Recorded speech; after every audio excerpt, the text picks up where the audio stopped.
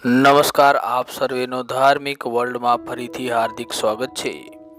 કબૂતર એક એવો પક્ષી છે જેને આપણે અન્ય પક્ષીઓ કરતાં વધારે મહત્ત્વ આપીએ છીએ।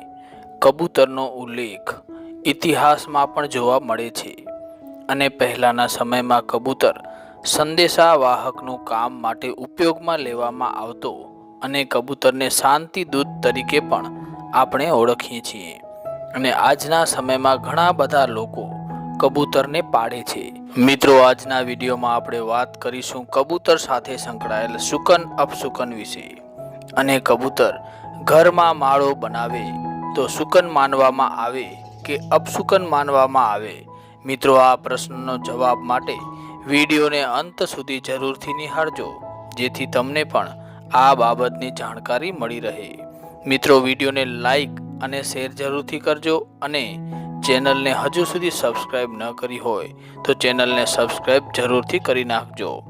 દોસ્તો, કબૂતર એક એવું પક્ષી છે જે ફિલ્મોમાં જ નહીં પોતાના સ્વભાવને કારણે રિયલ લાઈફમાં પણ પસંદ કરવામાં આવે છે।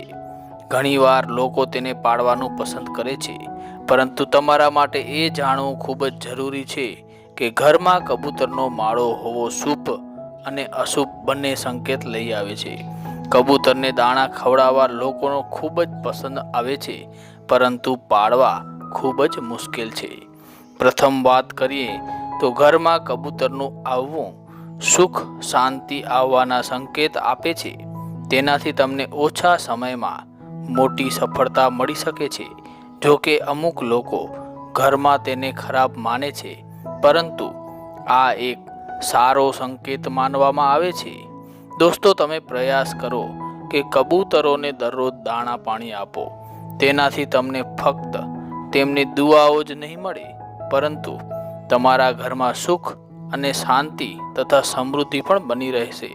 પરંતુ ધ્યાન રાખો કે શાસ્ત્રોમાં એવું પણ કહેવામાં આવ્યું છે કે ઘરમાં અથવા તેની આસપાસ કબૂતરનો માળો બનેલો છે તો તેને વાર કર્યા વગર ઘરથી દૂર છોડી આવો, કારણ કે તેનાથી આર્થિક તંગીની સાથે ઘરમાં અસ્થિરતા આવે છે, જેથી ઘરમાં કબૂતરનો માળો હોવો એ અશુભ માનવામાં આવે છે।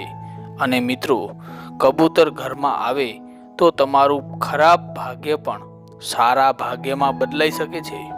દોસ્તો, જ્યોતિષ શાસ્ત્રમાં કહેવામાં આવ્યું છે કે કબૂતર માતા લક્ષ્મીના ભક્ત હોય છે, એટલે ઘરમાં કબૂતરોનો વાસ હોવાથી લક્ષ્મીની વૃદ્ધિ હોવાની સાથે સાથે સુખ શાંતિમાં પણ વૃદ્ધિ થાય છે। કબૂતરોને પાળવા કરતાં તેમને દરરોજ દાણા આપો તો સારું રહેશે।